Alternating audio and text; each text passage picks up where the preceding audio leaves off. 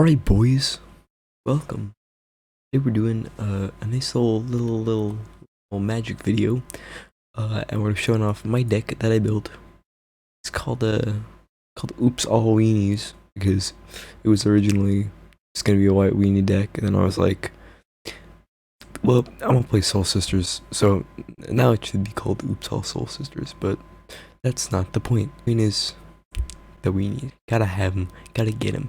Alright, now this is meant to be a budget version of Soul Sisters, which is already a budget modern deck. But yeah, I like to cut it down a little bit because I don't want to spend too much money. This deck is an amount of ticks on Magic Online. Future Nathan, put up the amount of ticks this is on Magic Online. It is barely anything if I remember, and that's why I built it with the card that I did. So let's go through the deck list. First of all, we got 20 planes, a nice number. Deck keeps everything pretty low CMC, nothing over 4, which is Ajani Goldmane. We'll get to that later. Also, I apologize, I'm speaking a little low, and because everyone in my house is asleep, and I kind of don't want to wake everyone up, and yeah, I'll have, it's also like 11 o'clock at night, so I would expect more energy in the future. I'm just a little drained from the day. So first of all, if you look through the list, where did we get this soul from? Soul's Attendant and Soul Warden. Basically the same card, but it lets you gain 1 life whenever a creature, yours or an opponent's, enters the battlefield. The only difference is Soul's Attendant lets you choose whether you want to or not, and Soul Warden just doesn't. I only have 2 Soul Warden or Soul's Attendant in this deck, because when I was building it, for some reason Soul's Attendant is some amount more expensive on Magic Online. I don't think it's not expensive at all if I remember. I just was being really cheap and was trying to go super mega budget. But yeah, I own this deck in paper pretty much. It's pretty much the same with a few differences. And I have 4 of each. I would recommend you play 4 of each because they're kind of the central point of the deck, but I'm cheap, what can I say?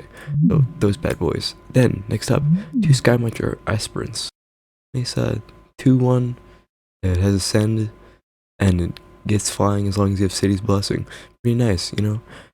Later down the road, because you keep boosting stuff up, you'll see this will become a pretty, has evasion, so it can do some damage. I would recommend, I'm going to play around with this later actually, swapping it out for something like Healer's Hawk instead, so that way you can get more triggers going. Healer's Hawk, just I'll put a picture of it up on screen now, just a 1 CMC, another 1 drop, 1 for 1, flying lifelink, has evasion, has lifelink, set some triggers off, pretty nice. Alright, Martyr of Sands, I'm running 2 in this deck, but if you want to run more, go for it. A1, reveal X white cards from your hand, sacrifice Martyr of Sands, you gain 3 times X life. You know, it may not sound like much up front, but this card can do some insane things, you know, gaining, what is it, like, a lot of life. You can get like 20 life on turn 2, which is pretty crazy. I am only running 2, but feel free to run more. A lot of Soul Sisters decks run a lot more. Mana Tithe. Nice little 1 drop. It's an instant. Counter target spell unless its controller pays 1. Not the most consistent thing ever, which is probably why I'm only running 2. But I mean, it's a counter spell in white, so there's not much more you can ask for. Legion's Landing. Again, a nice 1 drop. When Legion's Landing enters the battlefield, create a 1/1 vampire creature token with lifelink, and then if you attack with 3 or more creatures, it transforms into a legendary land, Danto, the first fort. You can make some tokens with it. It's pretty nice. Brave the Elements. 1 drop instant. Basically just gives your creatures protection from a color of your choice until the end of turn. 2 drops. Solitary Priest. Protection from red. Shadow. It's unblockable because no one runs shadow creatures in modern, and it has protection from red, so that's pretty nice. Honor the Pure, boost all your creatures. Nice, pretty good, especially when you're generating tokens and stuff. Pretty cool. Ajani's Pridemate, central point of this deck, probably one of, if not the most important creature in this deck. Dude, you will have Ajani's Pridemate, especially when you're popping off a Soul's Attendant, Soul Warden, and your opponent's playing a creature-based deck. You will have so many Ajani's Pridemates, and they just get crazy, dude. So no matter what Decklist you're running, they're super cheap. They've been reprinted like 60 times. You gotta run 4 of them, no matter what. Next up, now we're heading to the 3 drops. Linden Steadfast Queen. Vigilance, whenever a creature you control attacks, gain 1 life, 3/3 for 3. Pretty nice. This card is pretty insane. I haven't seen that many Decklists run it. I threw it in there when I saw it come out with Eldraine because I saw the potential in it, and it is pretty insane. Yeah, you're gaining a bunch of just a bunch of life, setting off a bunch of counters for Pridemate. Pretty nice. Always watching. I only have 2 of these because they're 3 drop. We don't have that many lands, and it's only non-token creatures. So Legion's Landing, Vector Procession we'll get to later on. You know, but yeah, just gives everything +1/+1 and Vigilance. Vigilance is nothing to scoff at. Do not underestimate the power of Vigilance. Next up, Porcelain Legionnaire, 4 of. Pretty nice card. It's 2 colorless and 1 Phyrexian white. So you can pay for that with 1 white mana or 2 life. That's first strike.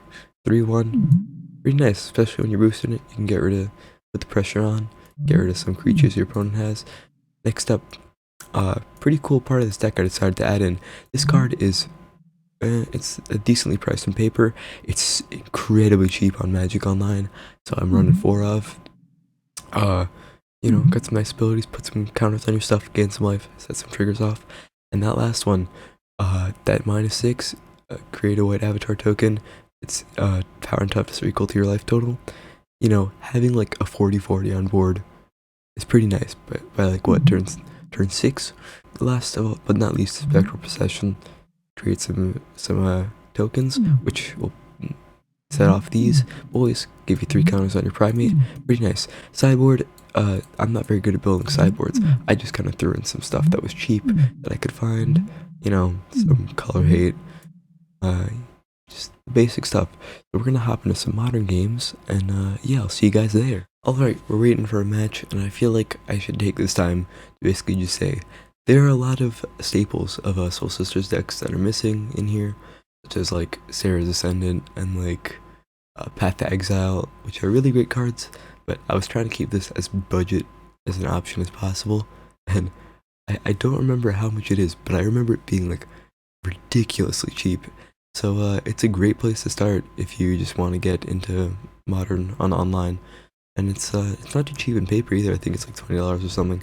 I'm gonna make sure I'm using the right deck. Yes, I am. Let's join this wonderful fellow, and let's get down to business. Alright, so we're playing second, and yeah, it's looks like a pretty decent hand. We got a nice curve. So here's my thing. I haven't played Magic Online in a good couple months. I haven't played Modern in general in a good couple months, so I'm gonna be a little rusty, just as a warning. Also, this is gonna be a little bit more long form of a video than I will be used to. But yeah, this might be the first video that goes up on this channel, at least the first like, real video. I'm not sure. Nice, that's a great draw, Soul's Ascendant. Tend, same thing. Great thing to have out on turn 1. We're gonna pass over to this boy. Alright. Solve that.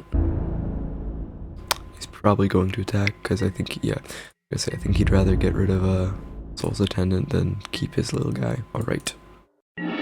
So, ooh, Soul Warden, another great draw. I'm thinking about what I want to do here. I want to get our planes out. I'm thinking that we set up Martyr of Sands to gain all that life, and then next turn we'll just play Linden. But I also want to get Soul Warden out, so I'm thinking about what the best path to take here is.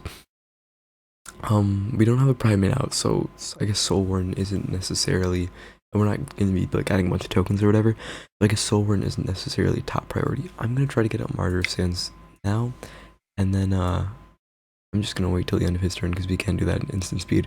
I'm just going to reveal everything except Mana Tithe. Revealing a counter spell to your opponent isn't always the best play. I'm just going to pass our turn. I think one of the big weaknesses to this deck is, or at least in this version of this deck that I have encountered, is you get to too much of a slow start, you may be in a bit of trouble. If you have like a hand that's like Soul Warden, Ajani's Pridemate, and then a couple lands, and then whatever else thrown in there, you'll be fine. You'll have a good start. But yeah, you just gotta be careful about that. It's been a good couple months since I played Magic Online or Modern, so I'm a little rusty. We're going against a mono red blitz type of deck here. We're gonna let that pass through. Now on his end step, tap 1, and we're gonna boop, boop, boop, gain a whole bunch of life. 9 life to be exact.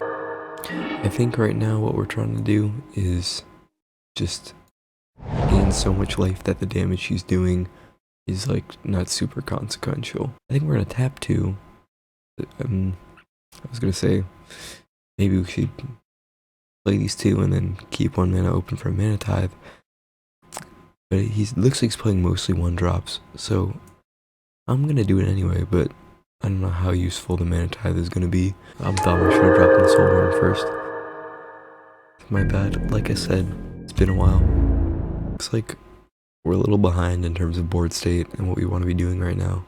But don't think we have to worry about too much yet, just because if we keep gaining life at the rate that we are, then damage he's doing shouldn't be too consequential. And it looks like he's bolting something. Or striking something. Same thing. That's not great. We can counter that. Alright, sick. I knew I should have held on to the Mana Tithe. I was right. I always love dropping a white counterspell on people, because they never expect it. Alright, he's gonna swing in with full board. It's looking like it isn't bad for us, because I can swing and gain some life with Linden next turn. Unless if I gain like a Pridemate and I want to end up playing that. Either way, things aren't looking too horrible for us. Tap 3. Get out Mrs. Linden. That'll help us, give us a blocker for these boys. Now we're just gonna swing, get some life off Linden, and transform Legion's Landing. And there you go. I forgot about Legion's Landing, because it's gonna give us an extra mana source, and to generate tokens with. So we'll have some chump blockers. Things are looking pretty good for us so far.